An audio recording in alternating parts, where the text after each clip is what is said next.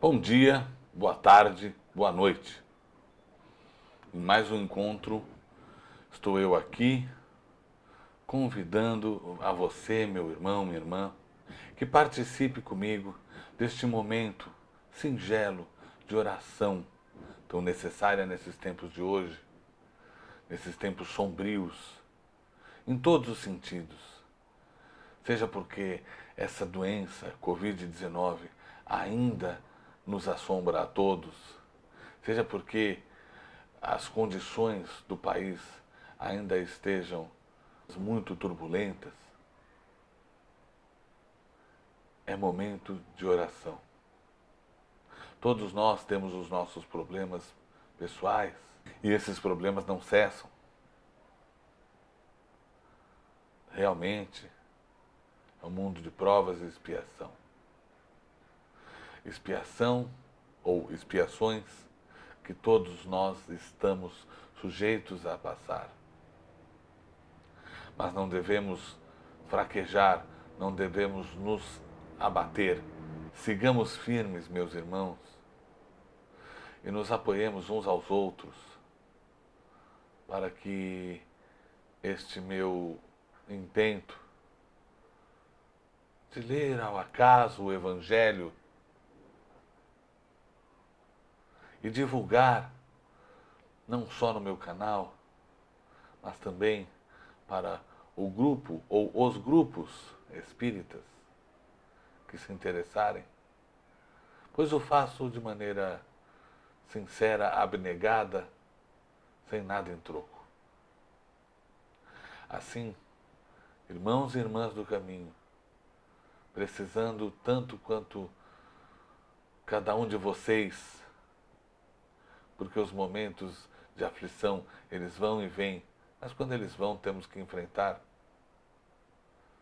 Convido-os a me fazer a companhia, abrir o Evangelho ao acaso, e mais este dia, ler o que cair, fazer umas pequenas avaliações, uma pequena explanação,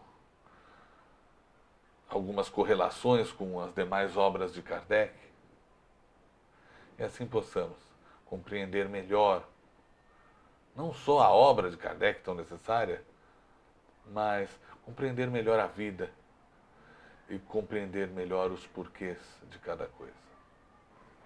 O capítulo é o capítulo 4, Ninguém Pode Ver.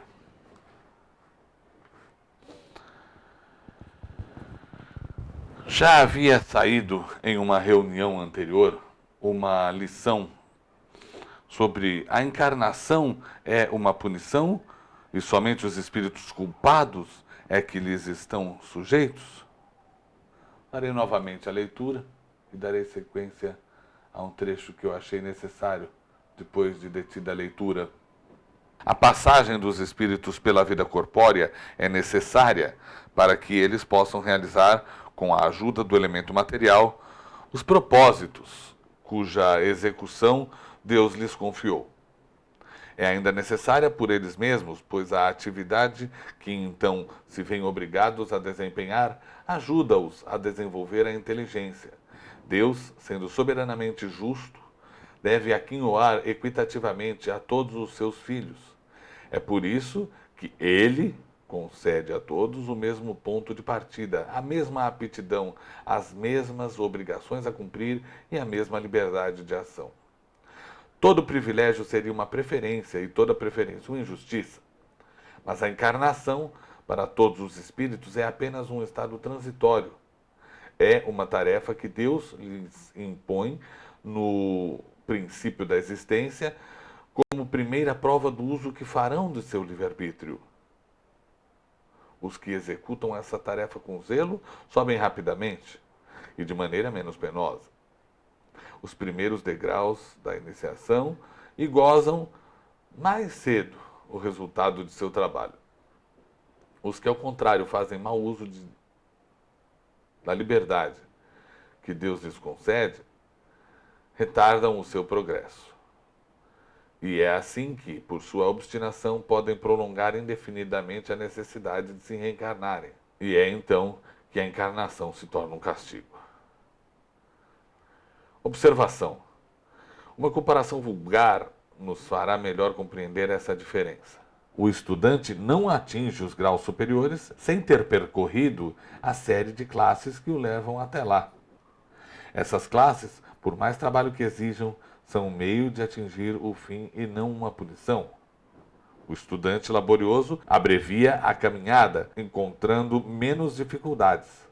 Acontece o contrário com aquele que a negligência e a preguiça obrigaram a repetir certas classes. Não é, porém, o estudo que constitui uma punição, mas a obrigação de recomeçá-lo em cada classe. É o que se passa com o homem na terra. Para o espírito do selvagem, que está quase no começo da vida espiritual, a encarnação é um meio de desenvolver a inteligência. Mas, para o homem esclarecido, em que o senso moral está largamente desenvolvido e que se vê obrigado a repetir as etapas de uma vida corporal cheia de angústias, enquanto já podia ter atingido o fim, é um castigo pela necessidade que se acha de prolongar a sua permanência nos mundos inferiores e infelizes. Aquele que, ao contrário, trabalha ativamente para o seu progresso moral pode não somente abreviar a duração de sua encarnação material, mas franquear de uma vez os graus intermediários que o distanciam dos mundos superiores. Os espíritos não poderiam encarnar-se uma só vez num mesmo globo e passar suas diferentes existências em diferentes esferas? Esta opinião seria admirável se todos os homens estivessem na Terra exatamente no mesmo nível intelectual e moral. As diferenças existentes entre eles, desde o selvagem até o homem civilizado, revelam os graus que tem de percorrer. A encarnação, aliás, deve ter uma finalidade útil. Ora, qual seria a finalidade das encarnações efêmeras, das crianças que morrem em tenra idade? Teriam sofrido sem qualquer proveito nem para elas nem para os outros? Deus, cujas leis são todas soberanamente sábias, nada faz de inútil. Pelas reencarnações no mesmo globo, quis que os mesmos espíritos se ponham de novo em contato, tendo assim ocasião de reparar as suas faltas recíprocas e tendo em conta as suas relações anteriores. Quis ainda fundar sobre uma base espiritual os laços de família, apoiando numa lei natural os princípios de solidariedade, fraternidade e igualdade. Irmãos, irmãs do caminho, os tempos vão chegando e parece que nos vão levando às mesmas experiências, às mesmas provas, cada um a sua. Sempre nos confrontamos com alguns conflitos. Sempre são os mesmos conflitos. Primeiro com os nossos pais, às vezes com um irmão ou irmã. E depois vem a família. E esses conflitos se repetem. Com esposas, maridos e filhos. É preciso compreender o recado. Dificilmente lidamos com pessoas que nunca convivemos em outras encarnações. E dificilmente temos que passar por certas circunstâncias, certas situações. O contexto das nossas vidas é muito diferente.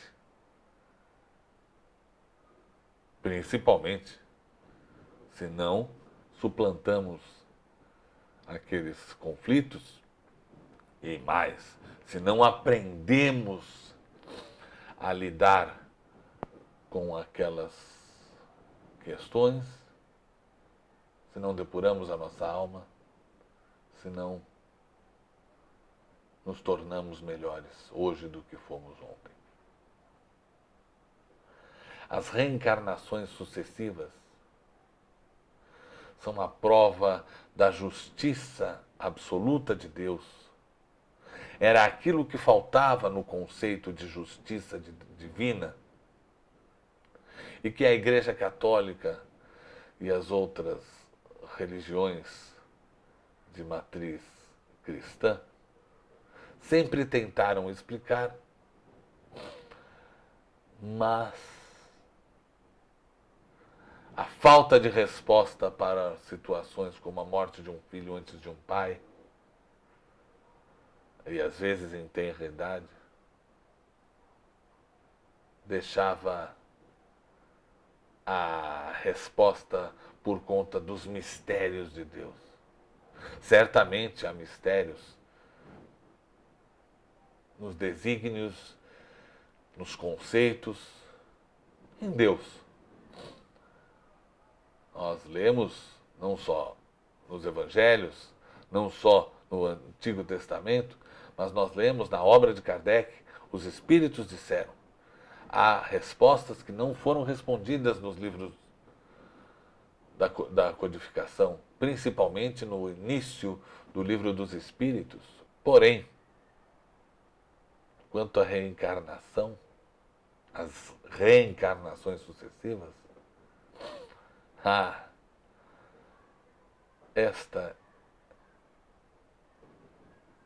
este é o conceito mais acalentador que existe.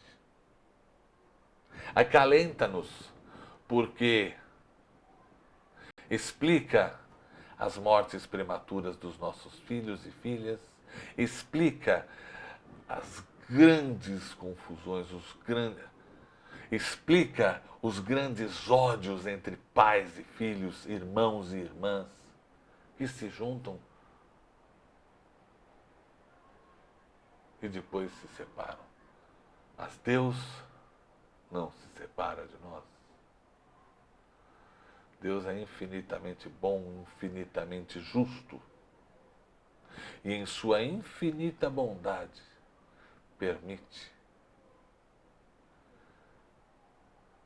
através da reencarnação, que evoluamos. E, se não evoluímos, e se não depuramos as nossas almas, e sim, isso se torna um fardo, isso se torna penoso, não é por conta de uma característica intrínseca de Deus de punidor, e sim por nossa própria desídia. Assim, meus irmãos,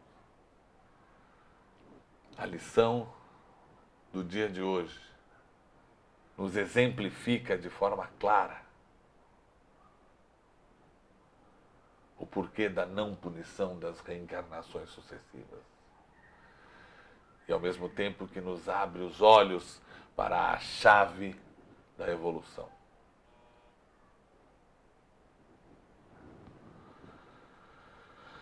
Agradecendo pela leitura de hoje, agradecendo pelas inspiradoras palavras que me vieram à boca e dando por encerrado esse momento sublime, repetimos as palavras que Jesus nos ensinou. Pai nosso que estais nos céus, santificado seja o vosso nome, venha a nós o vosso reino, seja feita a vossa vontade, assim na terra como nos céus. O pão nosso de cada dia nos dai hoje e sempre, Senhor. Perdoai as nossas ofensas, assim como nós perdoamos, Senhor, a quem nos tem ofendido. Mas não, Senhor, não nos deixeis cair em tentação. E sim, livrai-nos de todo o mal, pois que vosso é o reino, o poder e a glória para sempre. Que assim seja. Graças a Deus.